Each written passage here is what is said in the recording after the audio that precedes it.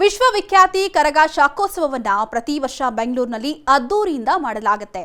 ಈ ವರ್ಷವೂ ವಿಜೃಂಭಣೆಯಿಂದ ಬರಮಾಡಿಕೊಳ್ಳಲು ಕರಗ ಸಮಿತಿ ಮುಂದಾಗಿದ್ದು, ಸದ್ಯ ಈ ವರ್ಷದ ಕರಗ ಶಾಖೋತ್ಸವಕ್ಕೆ ದಿನಾಂಕವನ್ನ ನಿಗದಿ ಮಾಡಲಾಗಿದೆ. ಹೌದು, ಏಪ್ರಿಲ್ 4ರಿಂದ 14ರವರೆಗೂ ಚಂದ್ರ ಪೌರ್ಣಮಿ ದಿನ ಕರಗ ನಡೆಯಲಿದ್ದು, ಒಟ್ಟು 11 ದಿನಗಳ ಕಾಲ ಧಾರ್ಮಿಕ ಆಚರಣೆಗಳು ನಡೆಯಲಿವೆಯಂತೆ.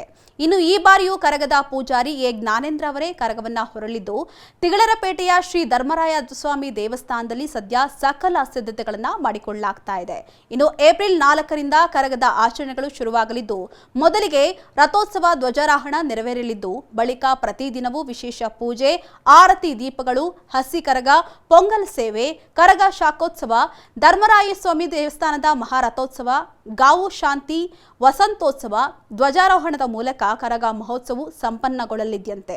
ಇನ್ನು ಕಬ್ಬನ್ ಪಾರ್ಕ್ನ ಬಳಿ ಇರತಕ್ಕಂಥ ಸಂಪಂಗಿ ಕೆರೆಯಲ್ಲಿ ಹಸಿ ಕರಗದ ಪೂಜೆ ನಡೆದು, ಶಕ್ತಿ ಪೀಠದಿಂದ ಧರ್ಮರಾಯ ಸ್ವಾಮಿ ದೇವಸ್ಥಾನಕ್ಕೆ ಹಸಿ ಕರಗದ ಮೆರವಣಿಗೆ ಬರಲಿದೆ. ಈ ಮೆರವಣಿಗೆಯನ್ನ ಕಣ್ತುಂಬಿಕೊಳ್ಳಲು ಸಾವಿರಾರು ಸಂಖ್ಯೆಯಲ್ಲಿ ಜನರು ಬರಲಿದ್ದು, ಸದ್ಯ ಸಕಲ ಸಿದ್ಧತೆಗಳನ್ನ ಮಾಡಿಕೊಳ್ಳಲಾಗ್ತಾ ಇದೆ.